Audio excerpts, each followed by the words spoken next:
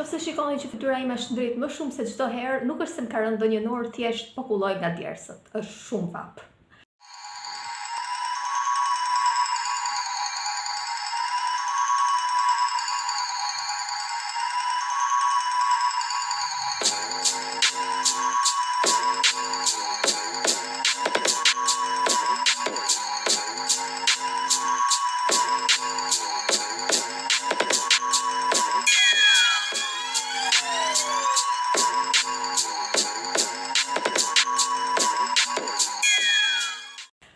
Hej, përshëndetje, mirë se erdhët në Misterland. Në tokën e misterit ku ne tregojmë histori, true crime, paranormale dhe gjëra të tjera të ngjashme.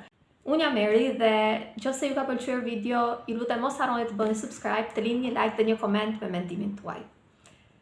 Para disa kohësh u pata folur për filmat si Gjin dhe për historitë e frikshme që fshiheshin mbas këtyre filmave. Histori që personat që i kanë bërë këto filmat pretendojnë se janë të vërteta, por unë ju them gjithmonë mos i merrni shumë seriozisht. Dhe disa nga këto filma, historitë që trajtohen në këto filma, e kemi folur këtu në kanalin tim, por seritë si Gjin nuk janë të vetmet seri horrori të bëra në Turqi. Ekziston dhe një seri tjetër e quajtur Üç Harfler, që do të thotë 3 fjalë. Dhe më e bukur është që regjizori që ka bërë filmat si Gjin ka bërë dhe Üç Harfler të parin. Por sot nuk do i flas për filmin e parë, më duket është i treti ose i katërti, nuk e di me siguri, por është i fundit që unë kam parë të kësaj serie dhe thash pse jo ta ndaj me ju. Siç ju them gjithmonë, këto filma vërtet mund të jenë bazuar në histori të vërteta, po ne nuk e dim ku mbaron historia vërtet dhe ku fillon fantazia e regjisorit. Kështu që gjithmonë mos i merrni shumë seriozisht. Unë mund t'ju tregoj filmin, por nuk e di historinë reale se si ka shkuar.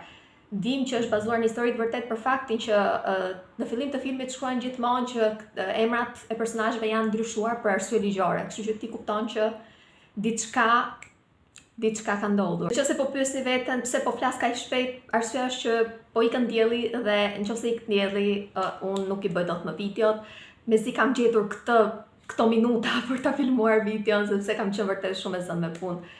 Kështu që pa humbur kohë, le të fillojmë me historinë e kësaj radhe.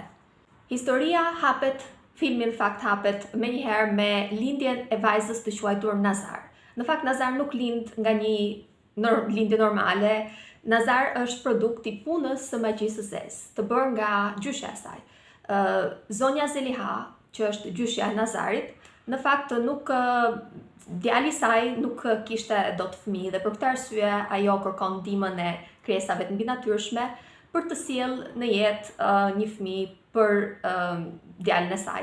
Por ajo në ritualin që bën në këtë vend ku janë mbledhur këta, ku është errësi, është një fushë e madhe, bën një ritual ku therrin një kafshë dhe zemrën e tij ja japin ta haj nusja e djalit që do ngilte shtatzan. Në këtë ritual zonja Zeliha kërkon që të jetë nip, pra kërkon që të jetë mashkull dhe në fakt i plotësoi dëshira deri diku sepse fiks mbas një viti në të njëjtin vend blidhen sepse lind gruaja, pra nusja e djalit të saj, lind fëmijën, por fëmia është femër. Dhe ndërkohë që zonja Zeliha po i vendos emrin, po i thotë ti do të quhesh Nazar, shfaqet krijesa mbinatyrshme që i tregon se sapo Nazari të mbush 9 vjeçe, ata do vinë ta marrin, sepse pakti kishte qenë i qartë. Kishte qenë nëse do ishte djalë. Përderisa është vajzë, krijesat e mbinatyrshme e duan mbrapsht. E megjithatë këtu mbyllet skena dhe hapet një skenë tjetër ku ne shikojmë se si Nazari në fakt është rritur, nuk është as 9 vjeçe, është mbi 9 vjeçe, mund të jetë 17-18 tashmë. Është një studente, por jeton vetëm me gjyshin e saj sepse prindët e saj kishin vdekur në një aksident.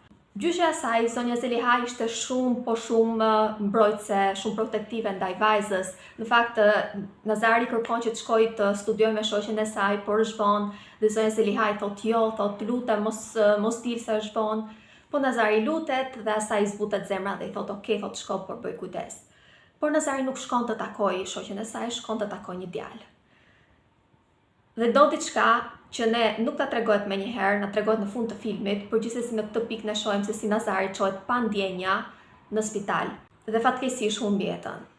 Vdekja e vajzës në fakt e prek shumë Zelihan sepse edhe mbas shumë vitesh ajo prapë shikon vajzën në makthet e saj që i kërkon ndihmë. Vitet kalojnë dhe Zelihaja e gjen veten duke dhënë domat e shtëpisë së saj me qira për studentët që jetonin në Stamboll.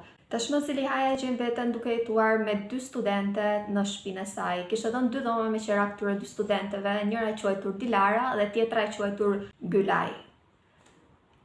Dilara dhe Gylaj ishin komplet ndryshe nga njëra tjetra. Dilara ishte ajo vajza tipike materialiste që nuk donte të punonte, dhe në fakt këtë gjë e thot qartazi ndërkohë që po hajnë mëngjesin, ndërsa Gylaj, ndërkohë që studionte, edhe punonte për të ndihmuar familjen e saj. Dhe Gylaj mundohet ta ndihmojë Dilarën duke bërë të kuptojë që jeta që kishte zgjedhur nuk ishte shumë e mirë, por Dilara nuk do t'ia di. Mati fillon të ndërtoj kështjella në kokën e saj, sepse mendon që djali me të cilin ishte bashkë do t'i propozonte për martesë, por nuk ndodh kështu. Përkundrazi ai vendos të ndahet me të, sepse kishte kuptuar që nuk ishte shumë njeri i mirë. Ndërkohë që vajza ikën në punën e vet, dikush troket në derën e zonjës Zeliha dhe është një vajzë e quajtur Suna.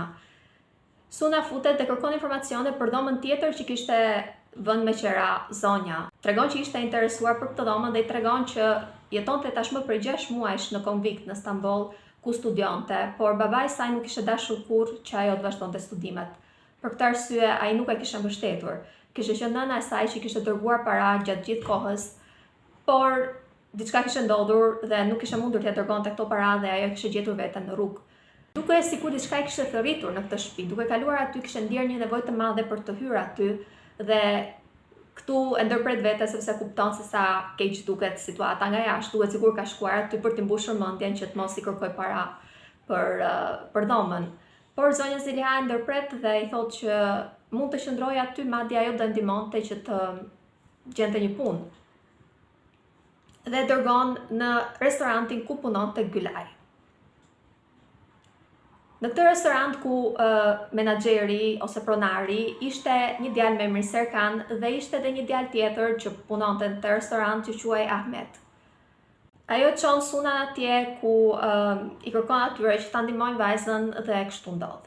Suna punësohet në restorantin ku punonte Gylaj. Por shumë shpejt gjëra shumë të frikshme fillojnë të ndodhin për të trija vajzat që jetonin në këtë shtëpi.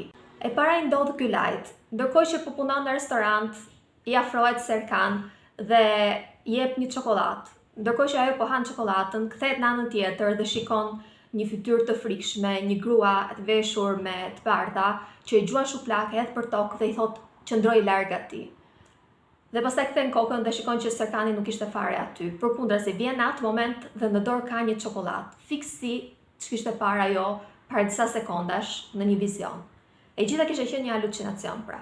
Edhe Suna se ndodhi diçka e frikshme, ndërkohë që po falte namazin, duke qenë se Suna ishte vajzë periferie dhe të çështën e fesë kishte më shumë se vajzat e tjera, fillon të ndjej gjëra të çuditshme, filloi të ndjej ulërima, si ulërimat mbytura që vinin nga një fotografi specifike në dhomë. Në këtë moment fillon të shikoj edhe ajo të njëjtën vajzë të veshur me të bardha që bëj gjëra të frikshme përpara saj. Dhe kur mbyll syt dhe i hap prap shikon që nuk ishte njeri në dhomë. Edhe Dilara si ndodh një gjë e frikshme sepse ndërkohë që po kthehet në shtëpi natën, një arkivol i bie mu përpara këmbëve dhe shikon po të njëjtën vajzë të veshur me të bardha që i thotë kështu do përfundosh te ti si unë. Dhe ajo tmerrohet dhe ikën me vrap në shtëpi. Pavarësisht se vajzat e shohin njëra tjetrën në këtë gjendje ku janë të tensionuara sepse të treja kanë pasur eksperienca të frikshme, nuk i ndajnë menjëherë me njëra tjetrën atë çfarë po ndodh, nuk i tregojnë njëra tjetrës se çfarë po ndodh në të vërtetë. E megjithatë sa më shumë kohë kalon në këtë shtëpi, aq më shumë fillojnë të kenë eksperienca të frikshme njëra mbas tjetrës. Por ndoshta eksperiencat më të frikshme i ka Suna. Ajo duket sikur është njeriu që ka më shumë kontakt me çfarë do lloj shpirti të jetë në atë shtëpi. Kjo sepse Suna në fakt po flinte në dhomën ku kishte qenë më përpara Nazari. Por ajo nuk e ka ide se kush është Nazari në këtë pikë. E zbulon sepse vajza me të bardha që i del gjithmonë në maktet e saj, fillon ta drejtojë drejt një sunduku. Mbani mend ato sunduket që kemi pas dikur? Pikërisht aty, dhe pikërisht aty ajo shikon një cop gazet, duket e vjetër, ku flitej për vrasjen e një vajze të re 17 vjeçare, që ishte pikërisht Nazari. Dhe në fakt vajza me të bardha që ne zbulojmë në fakt që është fantazma e Nazarit, i thonte gjithmonë gjej vrasësin tim, gjej vrasësin tim. Kështu që Suna vendos të mbledh gjithë kurajen që ka dhe vendos të shkojë dhe të flasë me zonjën Zeliha. I tregon copën e gazetës që kishte gjetur dhe Zeliha fillon të qaj. Dhe nga HR-a nuk duket që nuk është në gjendje t'ia shpjegojë situatën. Por ajo vendos të bëjë diçka tjetër. Në fakt shkon tek restoranti dhe pyet Serkanin. Dhe Serkani tregon që Nazari kishte qenë besa e zonjës Zeliha dhe kishte vdekur sepse dikush kishte abuzuar me të dhe më pas e kishte vrarë. Të gjithë këto eksperienca paranormale bëjnë që Dilara të filloj të kuptoj që ka diçka që nuk shkon. Është ndoshta e para që ja pranon vetes që ka diçka që nuk shkon. Fiksohet me konceptin e syrit të keq dhe për këtë arsye fillon të mendoj që është prekur nga kjo gjëja dhe shkon dhe i kërkon ndihmë Sunas, duke ditur që është më fetare se ajo.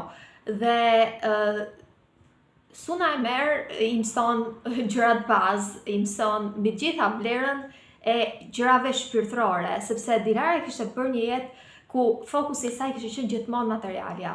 Dhe Suna i tregon se sa e rëndësishme është që njeriu të kërkojë edhe lidhjen me krijuesin e tij. Të ketë pra dhe diçka shpirtërore, jo vetëm fizike apo materiale. Por ndërkohë që janë në mes të kësaj gjëje, ndërkohë që Suna po falej dhe ajo Dilara po lexonte Kuranin, Dilara fillon të ndjej diçka të çuditshme, fillon të dalë gjak nga goja dhe sigurisht që shkojnë tek doktori bashkë me Sunën dhe këtu merr vesh një lajm të tmerrshëm. Merr vesh që vuante nga kanceri në mushkëri dhe për më tepër ishte tashmë në një fazë shumë të rëndë, ishte në fazën e 4 dhe doktori thotë që ne do bëjmë pamundurën të çrojmë, po ti e kupton vetë aty që shanset janë shumë të ulta. Në fakt fton edhe një doktoresh e cila edhe ajo mundohet, si thua, ta bëj të ndihet më mirë. Suna mundohet të qëndroj pranë, ndërkohë që ata kthehen në shtëpi. Kur futen në shtëpi, Suna i thot Dilaras që nëse ke nevojë për diçka më thuaj, jam këtu, do jem tek shkolla apo sidoqoftë më thuaj. Por Suna i thot jo, faleminderit dhe futet në dhomë. Futet në dhomë dhe duket sikur nxiton të bëj diçka, të bëj një telefonat. Nga ana tjetër, ne në fakt zbulojmë që mes Gylajt dhe Serkanit kishte filluar të kishte një lloj afermiteti mbi atë miqësor, le të themi.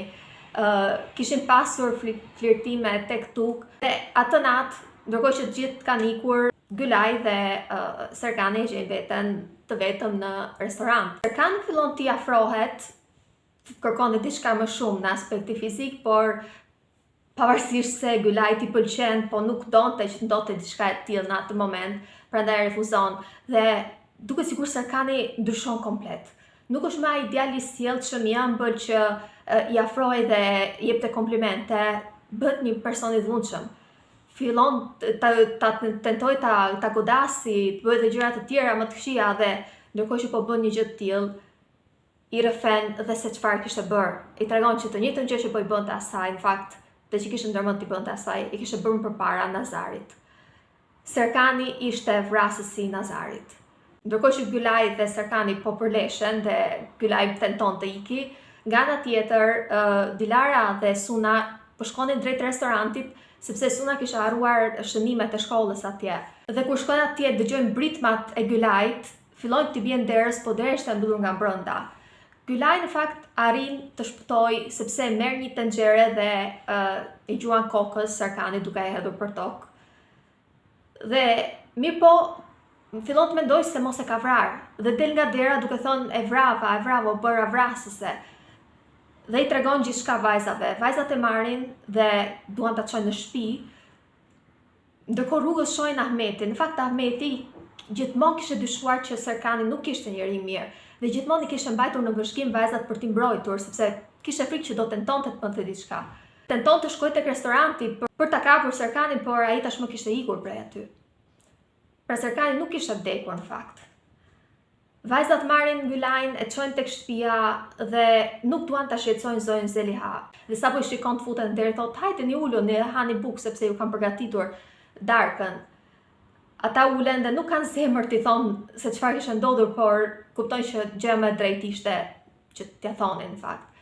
Dhe prandaj blenin gjithë Kuranin e tyre dhe i tregojnë se çfarë kishte ndodhur atë natë me Gylajn dhe se e njëjta gjë kishte ndodhur dhe me Nazarin. Serkani kishte qenë vrasësi i saj. Por reagimi që ka zonja Zeliha është shumë i çuditshëm. shumë i çuditshëm dhe nuk është ai që pritej, nuk pritej që me siguri vajzat pritnin që Zelihaja të fillonte të qante dhe të ulëriste, por ajo duket shumë e qetë.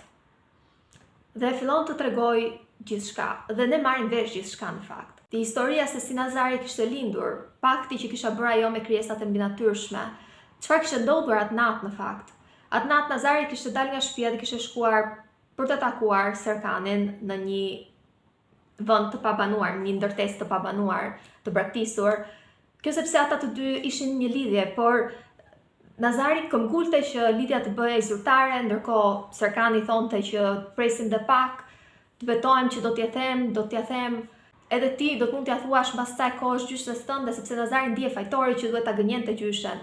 Ndërkohë që Nazari ishte munduar që ta drejtonte bisedën drejt studimit, sepse ishin të dy student dhe duhet të studionin për provimin që kishin të nesërmen.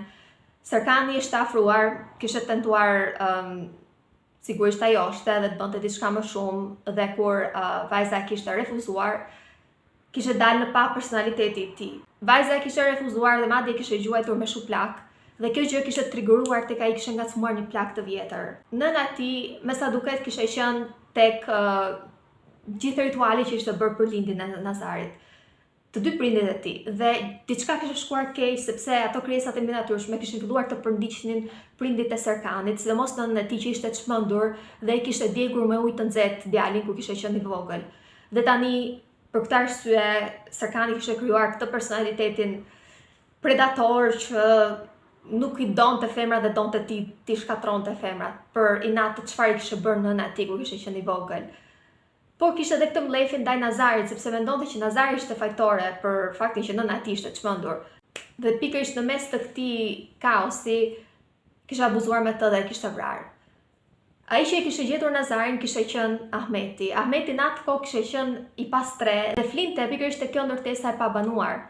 Dhe kishte gjetur Nazarin që ndërkohë merrte akoma frym dhe kishte çuar në spital. Doja Zeliha në fakt tregon se si atë natë kishte marrë në telefon familjen e shoqes së vajzës dhe i kishte kërkuar të thinte nëse vajza ishte me ta, por ajo kishte thënë që nuk ishte fare atje. Kështu kishte dalë të kërkonte dhe ndërkohë që po bëj gati që dilte ta kërkonte, kishte marrë një telefonat nga policia dhe kështu kishte marrë vesh që diçka e keqe kishte ndodhur vajzës. Dhe kur shkon në spital, në fakt, në fillim kishte menduar që Ahmeti kishte qenë ai që i kishte bërë keq, por më pas kupton që nuk kishte lidhje fare. Spitali kishte bërë analizat e ADN-s dhe nuk kishte qenë Ahmeti ai që i kishte bërë keq vajzës. Por ai kishte gjetur dhe kishte tentuar në mënyrën e tij që ta shpëtonte. Por doktoresha i afrohet zonjës Zeliha dhe i shpjegon që në fakt Nazari ishte tashmë truri i saj ishte i vdekur. Me pak fjalë, nuk ishte shanse që ajo të zgjohej më nga kjo gjendje që ishte. I binte që të jetonte nëpërmjet makinerive. Prandaj mundej, nëse donte të shpëtonte jetë të tjera, të dhuronte organet e vajzës. Dhe ajo kështu kishte bërë në fakt. Kishte vendosur të dhuronte organet e vajzës. Zemra e Nazarit ishte dhënë Gylait, sepse ajo kishte bërë një transplant zemre. Ajo pjesa e syrit, si quhet retina diçka e tillë, ishte dhënë Sunës, ajo kishte bërë një transplant të syrit dhe mushkrit ishin dhënë Dilarës. Në këtë moment vajzat janë shumë të çuditura, por ndërkohë kuptojnë që nuk lëvizin dot. Dhe zonja Zeliha i thotë, e shikoni që nuk lëvizni dot, sepse ju kam hedhur unë diçka në ushqim. Unë thotë kam bërë pakte me krijesat e mbinatyrshme që t'ju sillja juve këtu. Kam bërë pakte që fati që pat Nazari të përsëritej me njërin nga ju, me atë që do merrte zemrën e Nazarit, pra me Gylain. Dhe në këtë mënyrë Gylait t'i afrohej vrasësi që kishte vrarë Nazarin dhe të ndjente të njëjtën gjëra që kanë ndjerë për Nazarin dhe në këtë mënyrë të kuptohej se kush kishte qenë vrasësi. Prandaj kishte bërë gjithën këtë. Dhe në fakt ja thotë, jo sepse doja t'ju shpëtoja juve, nuk më intereson fare, doja thjesht të gjeja vrasësin e besës time. Ky ishte qenë plani fillestar i zonjës Zeliha. Sipas saj, në momentin që ajo do gjente vrasësin, në momentin që do shikonte se kush do i afrohej Gylait, ajo do kuptonte që ai ishte vrasësi dhe do merrte hak ndaj tij. Por kishte ndodhur diçka.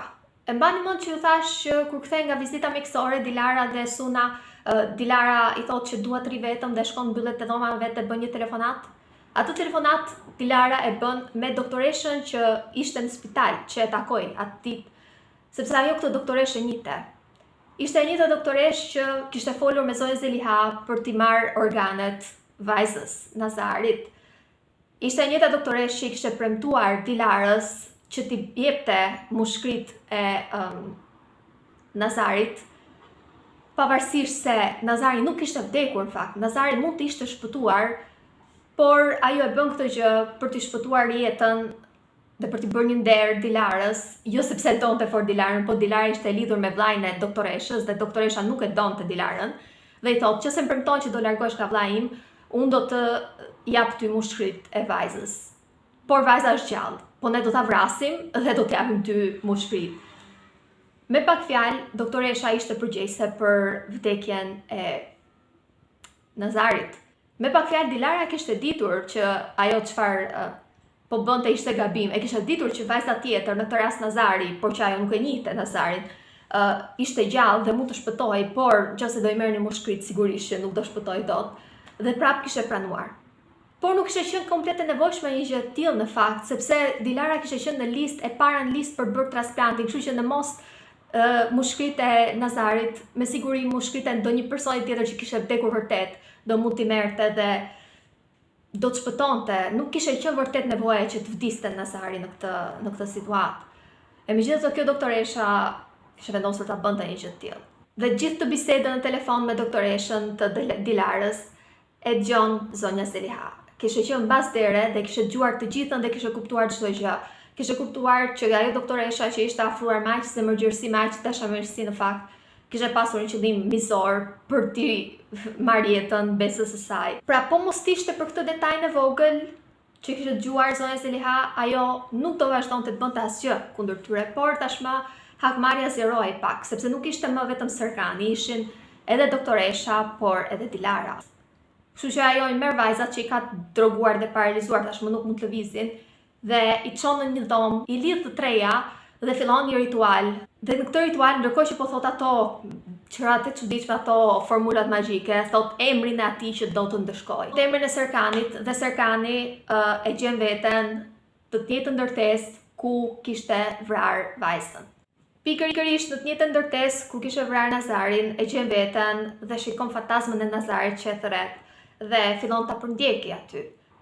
Dhe e gjen veten tashmë në një vask dhe është pikërisht fantazma e Nazarit që i hedh ujë të nxehtë duke e djegur, dhe kështu Serkani vdes.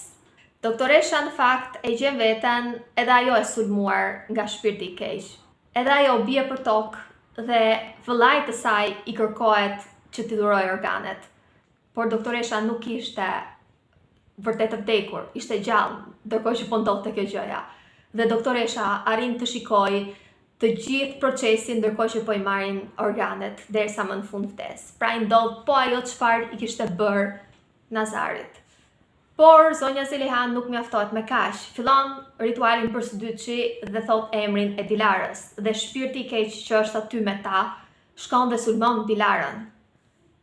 Dhe do thoni ju mbaron këtu, jo, sepse e bën për së treti ritualin, dhe këtë herë thot emrin e Gylait.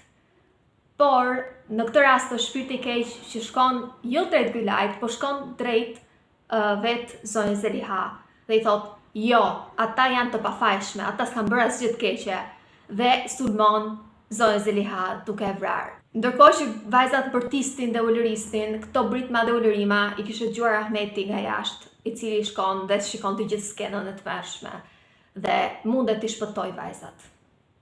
Dhe mua nuk besohet që arrita ta tregoj të gjithë filmin në këtë gjendje që jam. Siç po shikoni, po kulloj nga dirë së dash një vap i madhe. Ka qenë vërtet e vështirë ta sillja këtë video, por e mbani mend që ju kam thënë që unë nuk dorëzohem lehtë. Nuk e di pse kam pasur kaq shumë pengesa sot. Në mos punët e mia ishte vap e madhe. Më pas kaloi vapa, filluam besat e mia të ulërisnin dhe të bërtisnin sepse janë vajza të vogla dhe sigurisht që janë fëmijë. Iknin dhe vinin drita sepse kishin punime në shtëpi dhe kam celularin që po më vdes për bateri.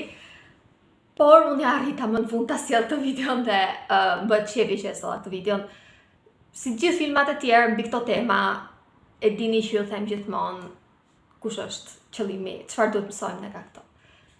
Ne duhet mësojmë që sa herë që ne kërkojmë drejtësi, nuk duhet ta ngatrojmë drejtësinë me hakmarrje.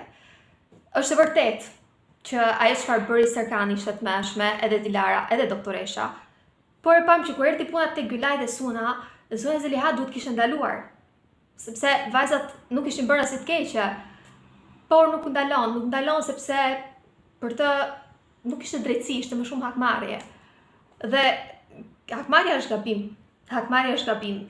Çdo gjë që ne bëjmë nuk duhet asnjëherë të lëndojë njerëz të pafajshëm. Këtë kujtoni vetes, sa herë që bëni ndonjë gjë, e zëm dikush ju ka rënë në qafë, jam shumë dakord që ta ngrini zërin dhe të kërkoni drejtën tuaj, jam shumë dakord që t'jepni një mësim të mirë atij që ju ka bërë keq, por keni kujdes të mos përfshini njerëz të pafajshëm, sepse bëhet lëmsh pastaj puna.